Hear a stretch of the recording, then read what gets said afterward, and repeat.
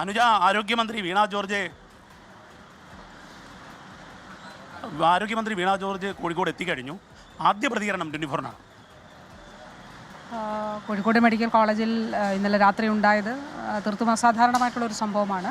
UPS റൂമിൽ നിന്ന് പുകർന്നാണ് അവിടെ നമ്മുടെ എമർജൻസി വിഭാഗത്തിൽ അവിടെ രോഗികളെ ഇവാക്യുവേറ്റ് ചെയ്യേണ്ട സാഹചര്യം ഉണ്ടായത്. അപ്പോൾ ഇത് സംബന്ധിച്ചിട്ടുള്ള വിശദമായിട്ടുള്ള കാര്യങ്ങൾ എന്താണെന്നുള്ളത് കാണട്ടെ.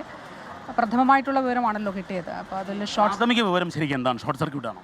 പ്രാഥമികമായിട്ട് അവിടെ നിന്ന് ലഭിച്ചിട്ടുള്ള വിവരം ഷോർട്ട് സർക്യൂട്ട് ആണെന്നാണ്. വിദഗ്ധ പരിശോധന ആവശ്യമാണ്. എന്തായാലും വിദഗ്ധ പരിശോധന ഉണ്ടാകട്ടെ. മിനിസ്റ്റർ ഉന്നതതല യോഗം വിളിച്ചിരിക്കുകയാണ്. അതെ, അത് ഉടനെ തന്നെ ഉന്നതതല യോഗം ചേരണമെന്നുള്ളതാണ് ആലോചിച്ചിട്ടുള്ളത്. മറ്റൊന്ന്, ഈ രോഗികളുടെ ഭാഗത്തു നിന്നുള്ള ഒരു പ്രതികരണം എങ്ങനെയാണ്? ഇതുവരെ ആരോഗ്യവകുപ്പിൽ നിന്ന് കിട്ടിയ വിവരം എന്താണ്? ഇത് സംബന്ധിച്ച് മെഡിക്കൽ വിദ്യാഭ്യാസ വകുപ്പ് ഡയറക്ടറോട് റിപ്പോർട്ട് തേടിയിരുന്നു. അപ്പോൾ അത് സംബന്ധിച്ച് രോഗികളെല്ലാം തന്നെ ഇവാക്യുവേറ്റ് ചെയ്യാനായിട്ട് കഴിഞ്ഞിട്ടുണ്ട്. 144 രോഗികളാണ് ആ പുതിയ ബ്ലോക്കാണല്ലോ അവിടെ ഉണ്ടായിരുന്നത്. ബാക്കി കാര്യങ്ങൾ ഉന്നതതല യോഗത്തിന് ശേഷം. അവരുടെ ചികിത്സാ കാര്യത്തെക്കുറിച്ച് ചൊല്ലി പ്രതിഷേധം വരുന്നുണ്ട്.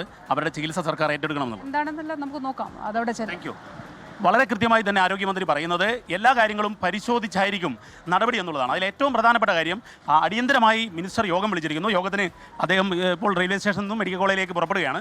അതിൽ 2 കാര്യങ്ങളാണ്. പ്രാഥമിക റിപ്പോർട്ടിൽ ഷോർട്ട് സർക്യൂട്ട് എന്ന് പറഞ്ഞിട്ടുണ്ട്. പക്ഷേ വിശദമായ അന്വേഷണത്തിലേക്ക് സർക്കാർ കടക്കുകയാണ്. അതിൻ്റെ ഭാഗമായാണ് മുഖ്യമന്ത്രിയുടെ നിർദ്ദേശപ്രകാരം ആരോഗ്യമന്ത്രി വീണ ജോർജ് കോഴിക്കോട് എത്തിയിരിക്കുന്നത്.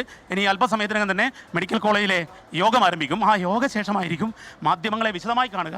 ആദ്യ പ്രതികരണത്തിൽ വളരെ കൃത്യമായി പറയുന്നു, ഷോർട്ട് സർക്യൂട്ടാണ്, ബാക്കി എല്ലാ കാര്യവും വിശദമായി പരിശോധിക്കും സർക്കാർ. അതാണ് നിലവിൽ ഷോർട്ട് സർക്യൂട്ട് എന്ന പ്രാഥമിക നിഗമനം. അതാണിപ്പോൾ പുറത്തു വന്നിട്ടുള്ളത് എന്നതാണ് ആരോഗ്യമന്ത്രി. അതിൽ വിശദമായൊരു അന്വേഷണം ഉണ്ടാകും, വിശദമായ കാര്യങ്ങൾ പരിശോധിക്കും എന്ന് തന്നെയാണ് പ്രാഥമിക നിഗമനം. ഷോർട്ട് സർക്യൂട്ട് മൂലമാണ് അപകടമുണ്ടായത് എന്നതാണ്. ആരോഗ്യമന്ത്രിയാണ് ഇപ്പോൾ. അവർ കോഴിക്കോട്ട് എത്തിയിട്ടേ ഉള്ളൂ. ഇനി ഒരു അടിയന്തര ഉന്നതതല യോഗം ചേരാൻ പോകുന്നു. കോഴിക്കോട്ട് എത്തിയതിനു ശേഷമുള്ള ഈ വിഷയത്തിൽ ആദ്യ പ്രതികരണം അത് 24-ന് ആരോഗ്യമന്ത്രിയിൽ നിന്ന് ലഭിച്ചു.